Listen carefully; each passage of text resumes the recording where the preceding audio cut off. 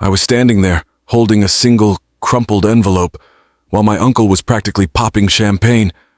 They were laughing. Not a quiet, polite chuckle, but the kind of loud, arrogant, full-bodied laughter that tells you exactly what they think of you. Right then, at my own grandfather's funeral, I understood two things. First, that some people only wear black to see what they can gain. And second, that I was officially the joke of the Beaumont dynasty. My dad got millions at Grandpa's funeral.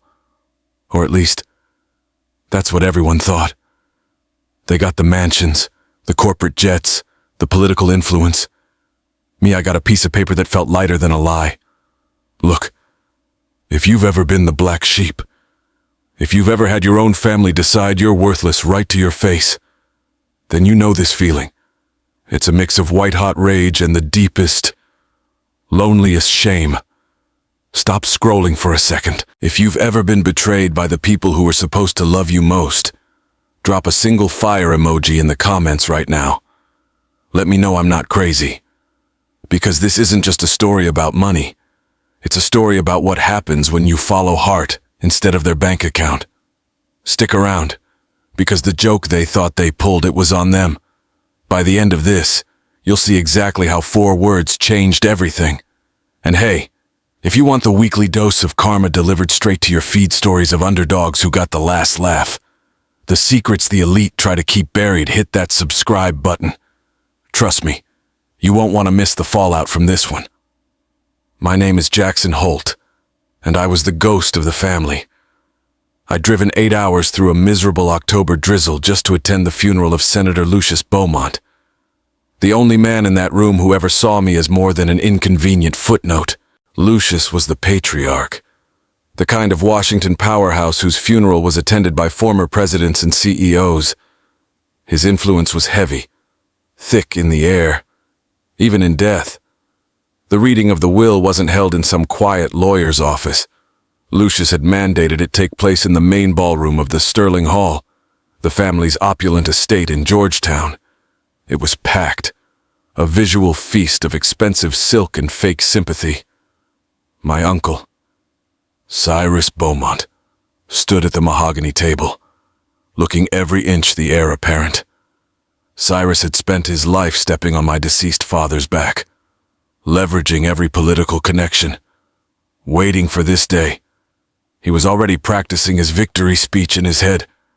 I could tell. He barely glanced at my mother, Audrey Holt, who sat quietly in the back, her worn dress a stark contrast to the Beaumont women's designer wear. Audrey was my rock, the only person who still carried the quiet dignity my father had lost, battling Cyrus's greed. When Mr.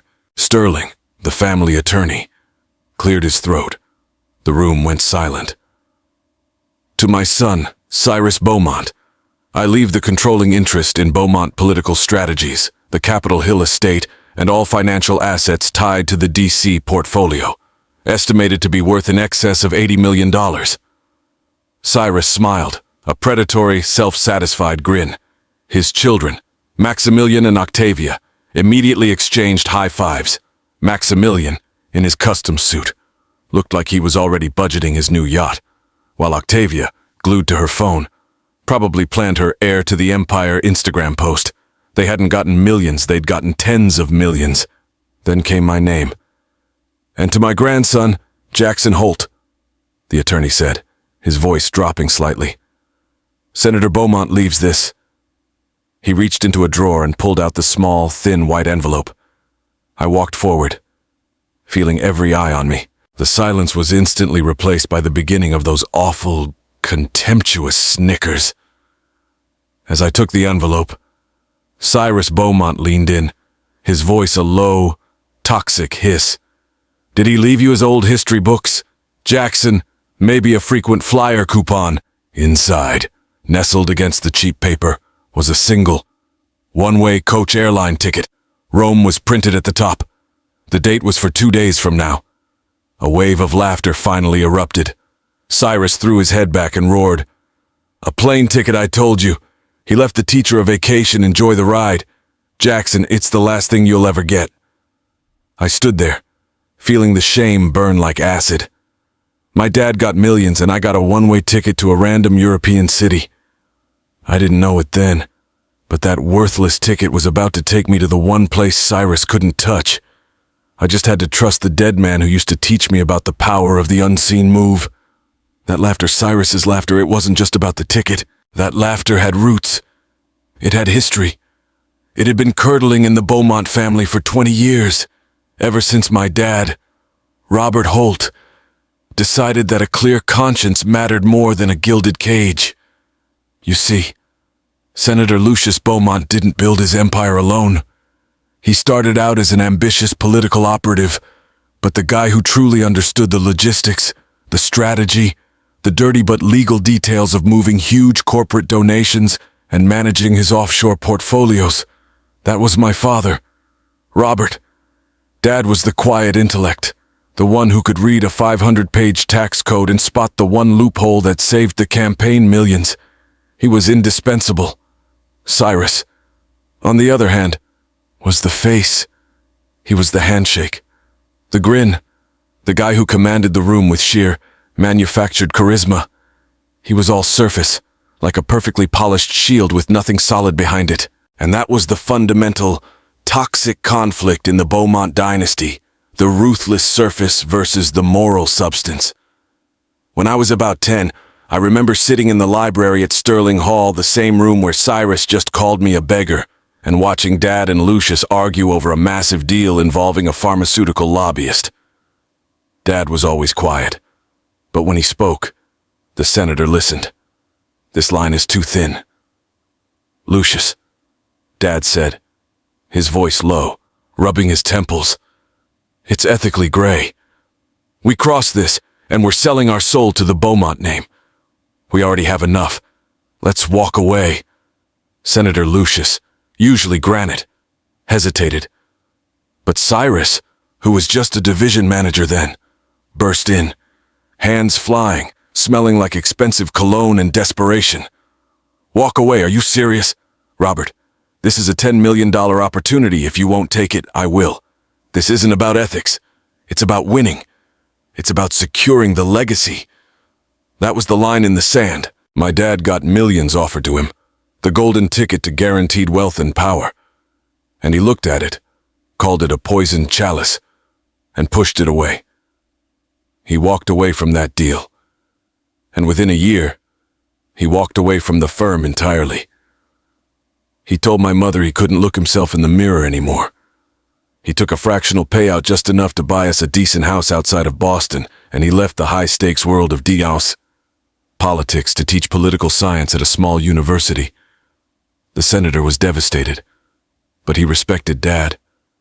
He never stopped calling him, never stopped asking for advice on the sly. He even bought me this beat-up, leather-bound codex when I was 12, not a chessboard, but a volume filled with ancient Greek maps and historical cipher puzzles. "You, Jackson," Lucius told me one afternoon, tracing a finger over a cryptic symbol on an old map. "You have your father's eyes, and his integrity. That's the most valuable currency in this city, and it's why your uncle will always fail. That cryptic codex was my inheritance, not the company, not the Hamptons house they used to dangle in front of us during Christmas. Just that book, full of maps and puzzles and a few notes written in Lucius's shaky hand that made no sense, talking about the second vault and the unseen foundation." Cyrus, naturally, stepped right into Dad's vacated spot. He not only took the pharmaceutical deal, he multiplied the aggressive, often cruel tactics Dad had warned against. He thrived in the moral vacuum Dad created by leaving. He started telling the whole world that Robert Holt was weak, that he lacked the killer instinct needed for the Beaumont name. The toxic dynamic cemented Cyrus was the golden son, the political operator who brought in the visible millions. My father became the failure, the soft heart who couldn't handle the pressure. And by extension, I, Jackson Holt, the kid who loved old books and quiet research, was the black sheep. The worst part was watching my mother, Audrey, try to navigate that judgment. Audrey was a nurse, a woman with steel in her spine, But the way Cyrus's wife, Camilla, would look at her like she was something sticky stuck to the bottom of an expensive shoe it chipped away at her. They lived in Georgetown. We lived in a modest suburban home where the biggest financial stress was my student loan debt.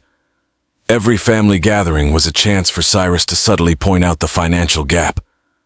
Still teaching those kids about dead civilizations. Jackson, Cyrus would ask at Thanksgiving, swirling a $300 single malt.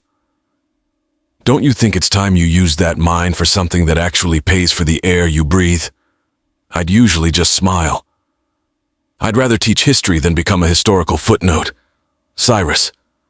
That would usually shut him up for about 90 seconds. Dad's sudden heart attack 4 years ago felt like the final victory for Cyrus. My father died at his desk, working late trying to solve a complex legal riddle for a pro bono case. Not a scandal, not a political coup, just a sudden, quiet end that somehow felt symbolic of the way he'd lived working hard for the right reasons, but ultimately overlooked by the world that celebrated men like Cyrus.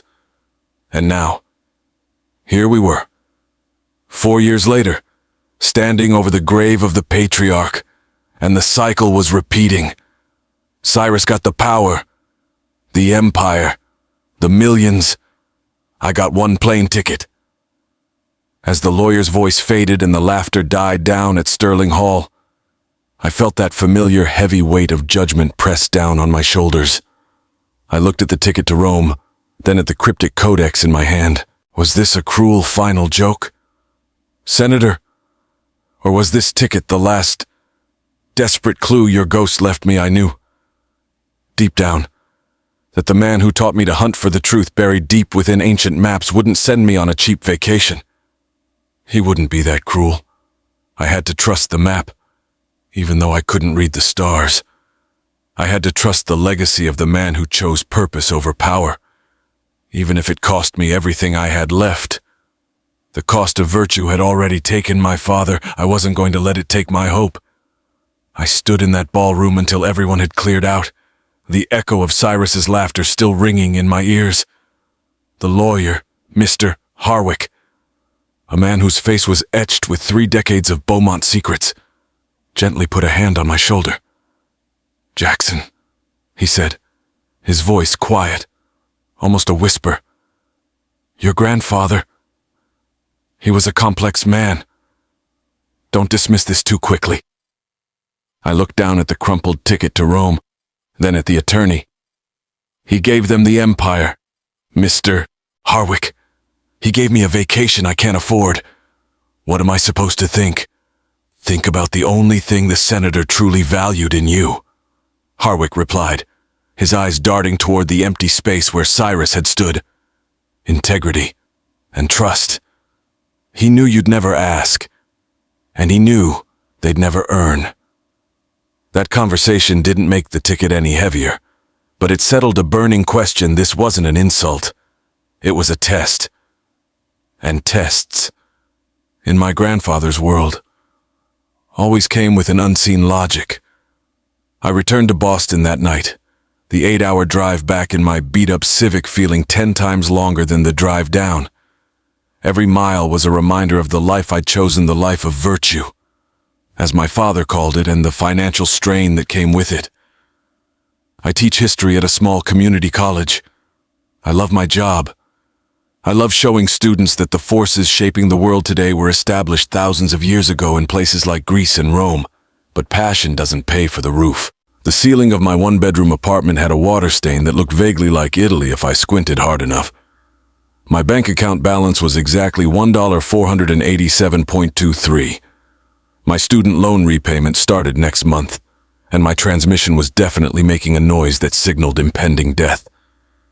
My biggest financial decision that week was whether I could afford to fix the brakes or just coast down hills. This was the quiet, grinding pressure Cyrus never had to face. He worried about which private jet to take to his winter home. I worried about keeping the heat on in December. Choosing virtue, as my father learned, was expensive. My mother, Audrey, was waiting up for me. She was sitting at the kitchen table, nursing a cup of lukewarm tea, the small, laminated obituary photo of my father beside her. "They laughed at you, didn't they, Jackson?" she asked, her voice flat, not bitter, just tired. "They did, Mom. Cyrus said I got a vacation because I'm a romantic failure who lacks killer instinct." Audrey pushed the plane ticket toward me with a gentle finger. "Then prove them right about the vacation, but prove them wrong about the failure." I sat down, pulling out the ancient leather-bound codex my grandfather had given me. It wasn't really a book. It was a collection of high-quality parchment copies of ancient maps and astronomical charts, glued together with cryptic notes. I hadn't looked at it seriously since college. "He taught me history, Mom," I said, running my thumb over a sketch of the Athenian Acropolis. "He never taught me business. How is Rome the answer?" Audrey reached under the table and pulled out something wrapped in a silk handkerchief, a small, dark gray USB flash drive. It was scratched and old. "Your father," she began, her eyes distant, remembering. "The night before his heart attack, he gave me this. He looked terrified. Jackson," he told me, "if anything happens to me, give this to Jackson, but only if he's lost everything, and only if he knows to look where no one else would bother to look." I stared at the USB drive. This was it. The link I'd been missing. My father hadn't completely abandoned the fight. He'd left a breadcrumb. He said it was a project that Senator Lucius loved more than politics. Audrey continued, her voice trembling slightly. He was whispering about the second vault and the unseen foundation. He told me he was trying to fix a mess that Cyrus had created years ago, and that the only evidence was on this drive. He couldn't trust anyone else. I immediately plugged the drive into my aging laptop. It was encrypted. Heavily. The file name was a string of random Greek letters that meant nothing to me. I tried every combination of passwords, my father's name, my grandfather's date of birth, even the names of the ancient gods. Nothing. The clock ticked. My flight was less than 36 hours away. Panic began to rise. This was my last real shot. I could sell the ticket for maybe $100 and get my brakes fixed. Or I could listen to the ghost of my grandfather, whose final lesson was about trust, and listen to the desperate warning of my dead father. I traced the line of a river on a map in the Codex, a river in the Peloponnese, not Rome. Then I saw it scribbled almost invisibly in the margin next to an astronomical chart, was a tiny, faded pencil mark, 4W. 4 words. The 4 words that my grandfather always said were the secret to solving the cryptic puzzles in the Codex. Know where you stand. I tried know where you stand as the password. Rejected. I looked at the plane ticket again. Rome. Why Rome? The heart of the Roman Empire, built on the foundations of the Greek civilization my grandfather loved. My eyes fell on a tiny, detailed island drawing in the Codex that I'd always assumed was purely fictional. It was a map of the Cyclades. Below the largest island, an inscription was half erased. Look past the marble. Son. I looked back at the encrypted drive on my screen. I typed in the name of the Greek island visible on the ticket stub Santorini. The laptop whirred, and then, slowly, the files unlocked. It wasn't a mountain of evidence against Cyrus. Not yet.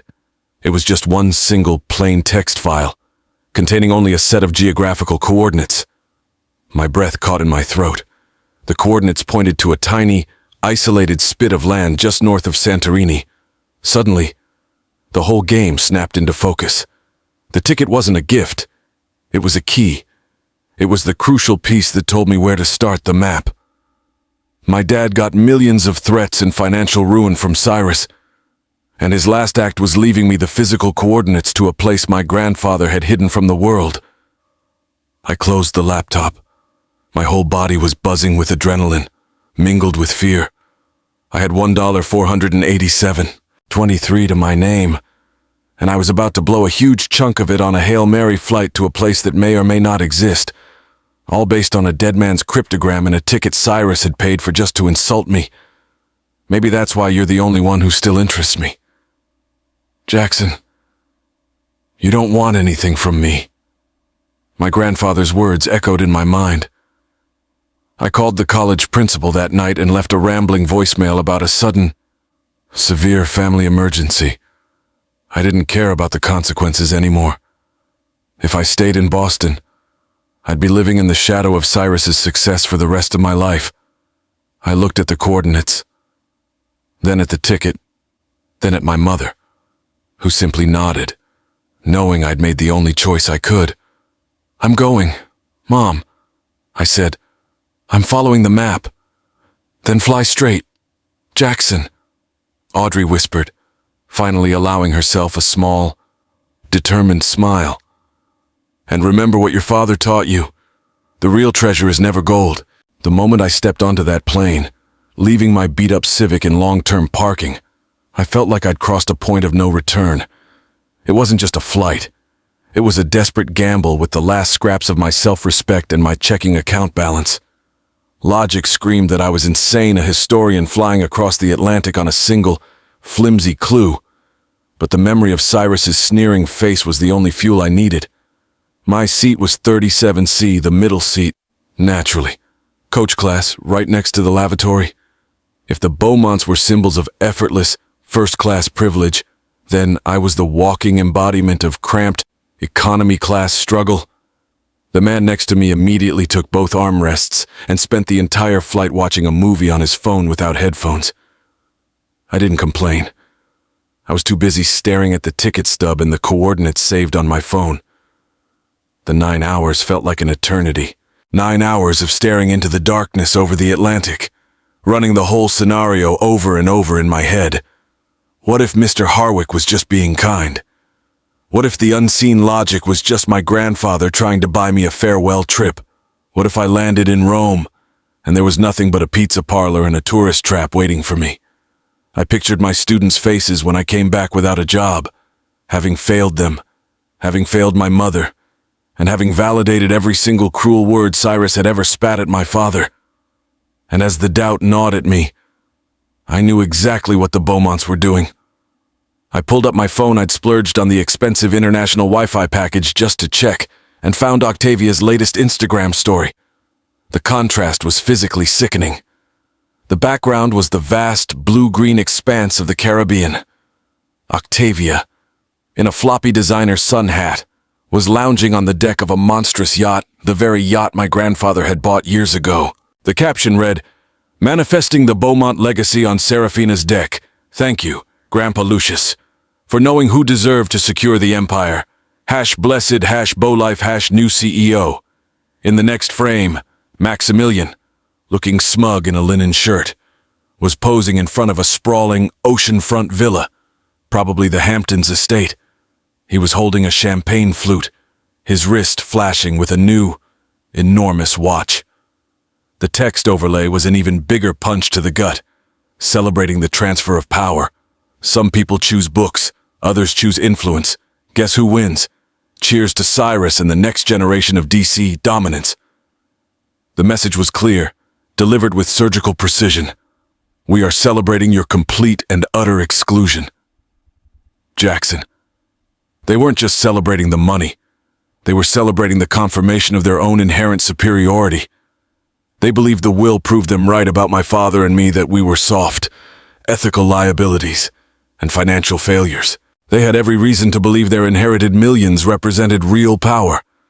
I saw a video snippet showing Cyrus Beaumont at a black tie gala, raising a glass, his face flushed with triumph. He was being interviewed by a DC political pundit, talking about streamlining the assets and a dynamic new era for the Beaumont firm. He looked happier, more energized, and more toxic than ever before. He was officially the king, wearing the crown my father had refused to pick up. The betrayal wasn't just in the money, it was in the gloating, the public confirmation that my entire life path, the path of integrity, was a fool's errand. I imagined Cyrus telling Octavia, "See, your cousin is flying coach right now, probably spending his last pennies on a terrible souvenir." I shut the phone off. The immediate wave of nausea passed, replaced by a cold, hard resolve. Fine. Let them believe it.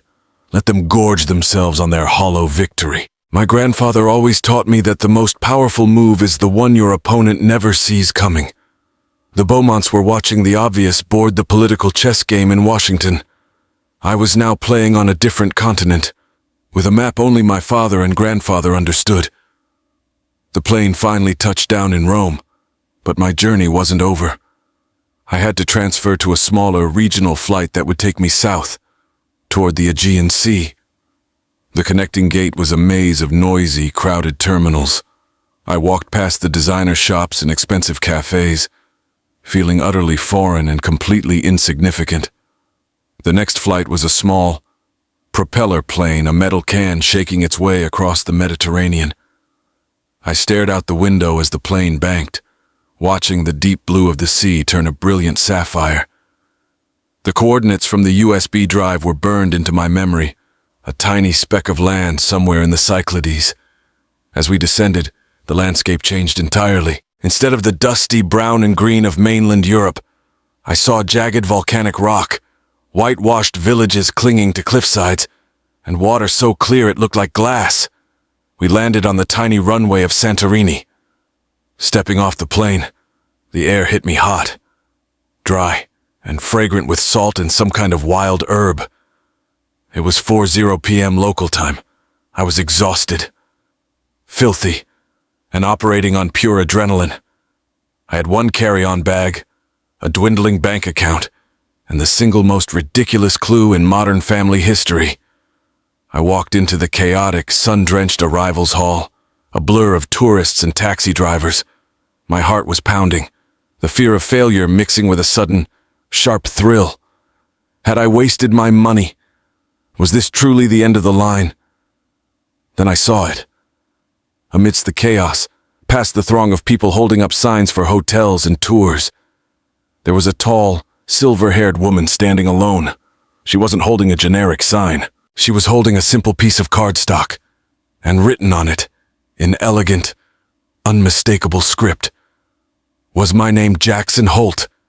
I stopped dead in my tracks. Relief hit me so hard it almost buckled my knees. It wasn't a setup. Someone knew I was coming. As I walked toward her, I noticed her eyes. They were the color of storm clouds, and they held the quiet authority of someone who had seen 1,000 different worlds. She was elegantly dressed, not in DC power suits, but in simple, flowing linen. She was waiting for me. She didn't smile as I approached. She simply lowered the sign, studied my face with an unnerving intensity, and then nodded, the movement barely perceptible. "You took the flight," she said, her voice low, with a musical, slightly rough accent that I instantly recognized as Greek. "Good. We were worried you might be like the others." I'm Jackson Holt," I stammered, still reeling from the journey. "Who sent you?" She didn't answer the question. She simply turned and led the way to a rugged black SUV parked outside the main terminal. The air outside was intoxicating. The chaos of the airport faded as we climbed a winding road, leaving the tourist traps far behind. We drove for 30 minutes, eventually turning onto a narrow, unpaved track that snaked along a massive caldera cliff. "My name is Pira," she said finally, gripping the wheel. "And we are almost there." "Where exactly are we going?" I asked, my voice barely above a whisper. Pira pulled the SUV to a sudden stop on a small cliffside landing pad overlooking the sea. Below us, nestled into the side of the cliff on a private, tiny island accessible only by a hidden boat dock, was not a luxurious villa, but an ancient-looking complex. It wasn't modern marble and glass, it was honey-colored stone, terraces draped in vines, and low, fortified walls. It looked more like a historic monastery or a university research facility than a billionaire's hideaway. "Your grandfather, Senator Lucius Beaumont, entrusted me with this," Pira said, cutting the engine and turning to face me. This is what he worked on for 40 years. The only thing he truly believed in. She pointed one long, authoritative finger directly at the island, and then she spoke the words, the 4 words that ripped the entire Beaumont narrative to shreds. This is your land. The 4 words, this is your land, didn't register right away. I was exhausted, sun-dazed, and running on the fumes of cheap airplane coffee. But the shock of hearing it, a claim of ownership on a private Greek island, was like an electrical current, overriding the fatigue. Pyrrha, the silver-haired woman, didn't wait for my response. She simply got back into the black SUV and drove us down the winding, seemingly suicidal track to the small, hidden dock. I followed her onto a sleek, silent boat that cut through the sapphire water toward the stone complex I'd just seen. My mind was racing, trying to categorize her, driver-manager cult leader. Her authority was absolute, her silence demanding respect. She was nothing like the frantic, status-obsessed women in D.C. She was pure, quiet power. Senator Beaumont told me you would be the one, Pyrrha finally said as the boat docked smoothly beneath a heavy stone archway. He said you were the only one who didn't confuse the price of something with its value. The complex wasn't a party villa. It was exactly what I'd guessed, a fortress dedicated to knowledge. Inside, the cool air hit me, smelling of aged paper and sea salt. It was built into the cliff face itself. We walked through arched hallways where the stone felt centuries old, but the lighting and ventilation systems were state-of-the-art. This was the Athena Archives. Your grandfather began this project in the early 80s, Pyrrha explained, her voice echoing in the stone hallway. He called it his retirement plan, his way of preserving the truth. Washington was a battlefield. This was his true home. She led me into a massive, cavernous room. One entire wall was lined with digital screens showing complex charts, not political polls, but environmental data, ocean temperatures, wind patterns, energy consumption models. The other walls were shelves upon shelves of ancient codices, scrolls, and research materials, meticulously preserved. The archives are only the core, Pyrrha said, gesturing to the screens. The funding engine is Green Tech Solutions, a private, globally dispersed corporation specializing in sustainable energy and deep-sea mineral rights. No lobbyists, no political committees, no D.C.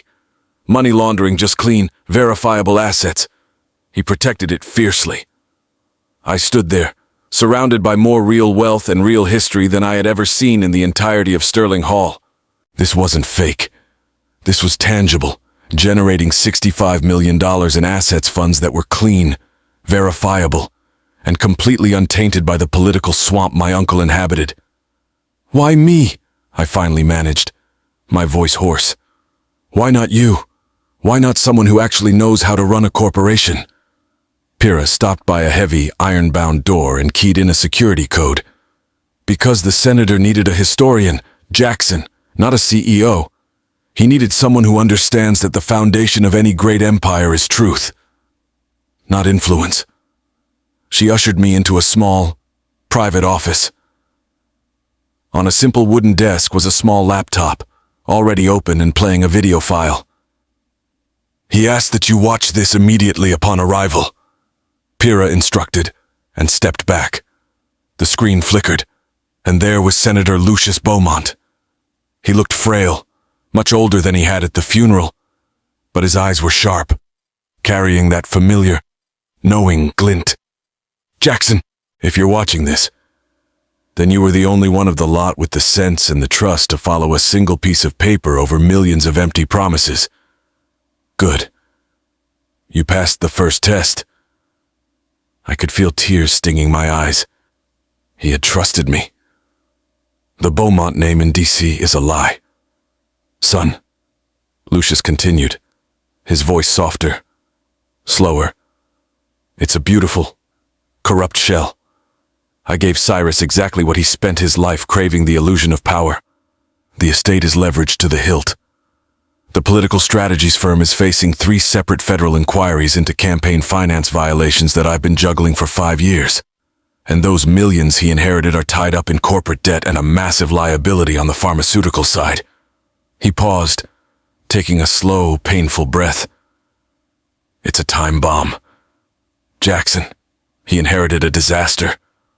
I left him the bill for his own arrogance. It will all come crashing down on him within weeks. He'll lose the firm, the house, and every dirty dollar he ever touched. The satisfaction I felt was immense, but it was quickly overshadowed by a sense of dread. This wasn't just revenge, this was an annihilation. But you, Jackson Holt. Lucius's eyes locked onto the camera. You chose integrity. You chose books. You chose your father's memory. So I left you something real. The Athena Archives, Green Tech Solutions, and everything here is legally and financially yours. It's not just $65 million in clean assets. It's an opportunity to build a legacy on truth, away from the swamp. Use it to do good. Use it to protect the things that matter. He gave a small, weary smile. Your father tried to tell me to stop the madness years ago, and I didn't listen. This is my correction. You're the only one I trust to finish the job. The Beaumont dynasty is dead in America. Jackson, the Holt legacy starts here, in Greece. The screen faded to black. I didn't move for a long time. The silent office, the smell of the sea outside, the sheer scale of the lie my grandfather had lived. It was overwhelming. I looked at the dark laptop screen, then at the single, cheap plane ticket I had carried across the world.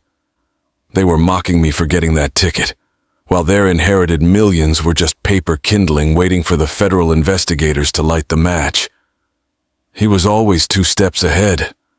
I whispered to the empty room, a profound sense of relief washing over me.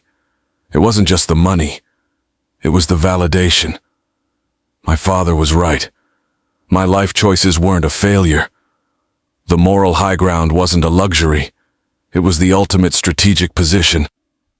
I stood up, walked back to the heavy iron door, and looked at Pyrrha, who was waiting patiently outside. What do I do now? I asked, feeling less like a bewildered history teacher and more like a man who had just been handed the keys to the future. Now, Pyrrha said, her expression unchanging. We watch the news. The senator's clock is ticking down in Washington. The show is about to begin. The moment Senator Lucius's video ended, Pyrrha handed me a stack of financial reports. They weren't just balance sheets.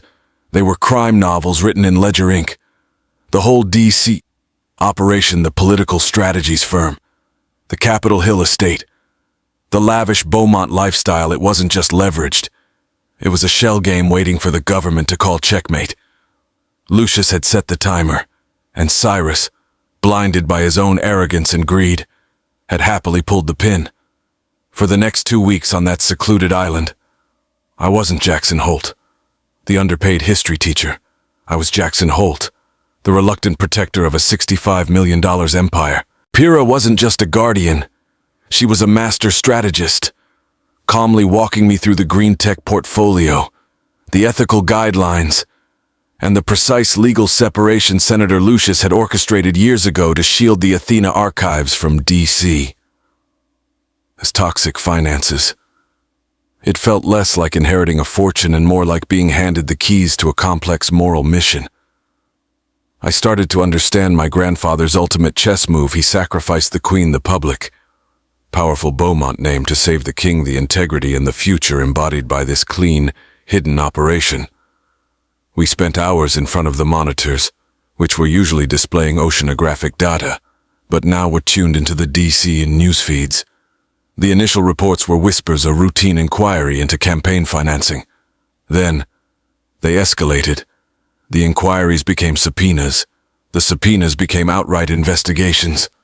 Cyrus's world, the world he had spent his life building on sand and lies, began to crumble. I remember the day it all went nuclear. I was reviewing the Greek property deeds with Pyrrha when the U.S. news alert flashed across the screen. Federal authorities raid Beaumont political strategies offices. Key executives questioned regarding multi-million-dollar donor fraud. I just stared at the screen.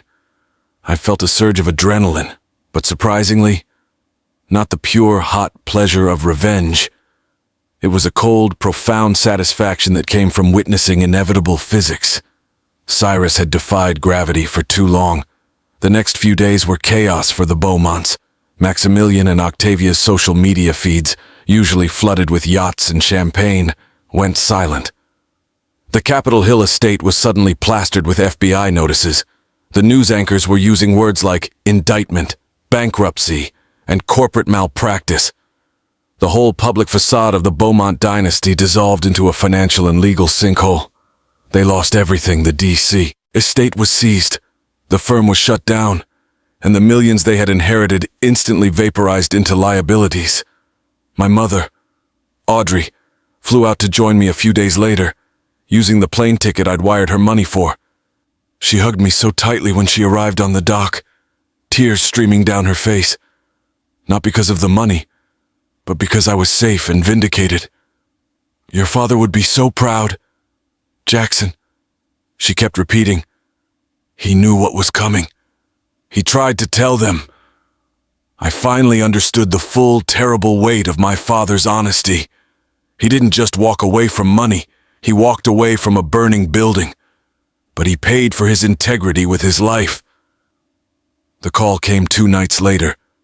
It was midnight in Santorini, mid-afternoon in the States.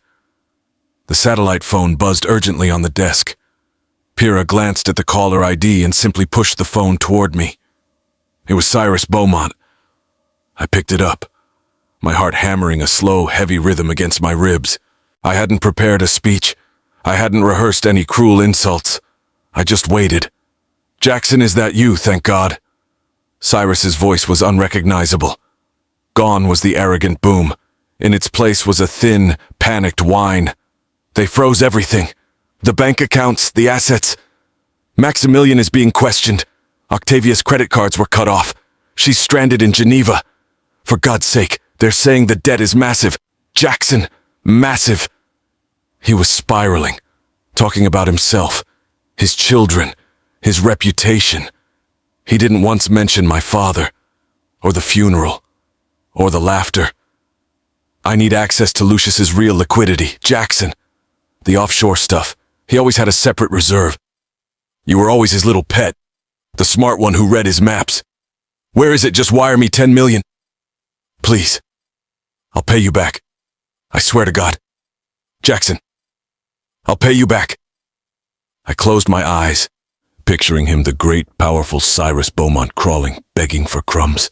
I felt a fleeting, visceral desire to crush him, to revel in his complete ruin. But then I remembered the Codex, and my father's quiet integrity. Vengeance was his game. Mine was preservation. Cyrus, I said, my voice steady, calm, and utterly devoid of emotion. The offshore reserves you're looking for were folded into a new entity years ago. Clean capital. It's untouchable by U.S. law. A gasp of raw hope came over the line. Thank God, where is it? I need the account numbers. It's here, I replied, looking out over the moonlit Aegean Sea. On this land, it's called the Athena Archives, and it's currently the sole legal proprietor of Green Tech Solutions International. The line was silent for a long moment. Then, disbelief morphed into fury. You have it, that little research nonsense. You stole it. Jackson, you and that attorney planned this. No, Cyrus, I didn't steal anything. Senator Lucius gave you exactly what you earned. A debt. He gave me what I didn't ask for, the truth. It's time you paid the price for your own ambition. I took a deep breath, setting the final, non-negotiable boundary. Here is my offer. Cyrus, I am taking Green Tech global. It needs a massive logistics operation in the States. And frankly, I need someone who knows how DC operates, even if that knowledge is tainted. You have a history degree from Yale, and you're good at organizing shipments. Shipments, Jackson. I was a senator's heir, a firm partner, he screeched. You are now a former partner facing massive personal bankruptcy. Your name is poison in DC. But Green Tech needs regional managers who know the distribution routes. I can offer you a job managing the East Coast warehousing and logistics. With a salary. Not ownership. It's an opportunity to earn back your dignity. Take it or leave it. But this is the only money you will ever see from the Beaumont legacy again." I hung up the phone. I didn't wait for his answer. I didn't need to. I knew that man. Stripped of his power. Had no choice. I walked over to my mother, who had been listening silently. She looked at me, a mixture of pride and relief flooding her face. "That wasn't the easy way out, Jackson," Audrey said softly, "but it was the right way." I looked at the silver phone on the desk, then out at the ancient walls of the archives. The revenge wasn't in ruining him. The victory was in forcing him to pay the true cost of his life's choices. The board was cleared, and the real game had just begun. Cyrus accepted the job. He had to. There was no other lifeline. He was officially the East Coast logistics manager for Green Tech Solutions, a low-level position with a salary that barely covered the rent on the cramped apartment he had to move into in New Jersey. The irony wasn't lost on me. The man who had always chased the illusion of power was now reduced to managing the literal movement of cargo. I don't speak to him often, but I get the reports. He's efficient, meticulous, and completely terrified of making a mistake. He's learning, for the first time in his life, what it means to actually earn money, rather than just inherit or steal influence. Maximilian and Octavia, they had a harder landing. Octavia, whose primary skill was posing on yachts, is now working as a junior social media coordinator for a low-profile sustainable tourism firm, using her platform to promote something real for a change. Maximilian had to join the warehouse team for a while. They both hated it, but they learned the value of a paycheck. I didn't do it out of vengeance. I did it because Senator Lucius had left me with a debt of final instruction to show kindness where none was shown to me. It's what separates a true legacy from a financial fraud. They're still the Beaumonts, but they are no longer my problem. They're just employees. The greatest triumph, though, wasn't the downfall of my uncle. It was the recovery of my mother. I brought my mother, Audrey, to Santorini permanently. She now lives in a beautiful, quiet cottage nestled amongst the olive trees on the edge of the Athena Archives complex. She retired from nursing. She spends her mornings painting the caldera and reading history, finally pursuing the quiet, intellectual life my father always wanted for her. She looks 10 years younger, the stress lines that Cyrus had carved onto her face slowly smoothing away. She is at peace, and seeing her whole again. That was the real $65 million inheritance. As for me, I'm still a historian. That hasn't changed.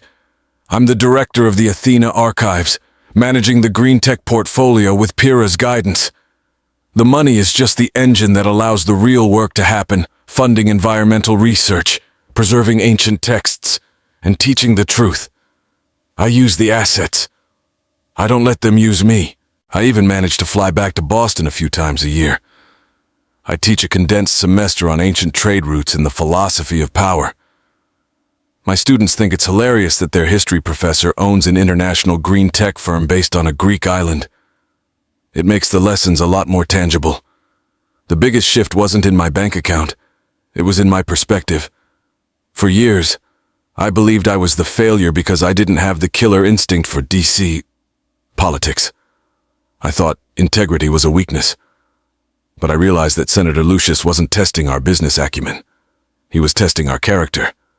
He was looking for the one person who would value a piece of paper, a single, worthless plane ticket because it came from him, rather than chasing the obvious, golden prize.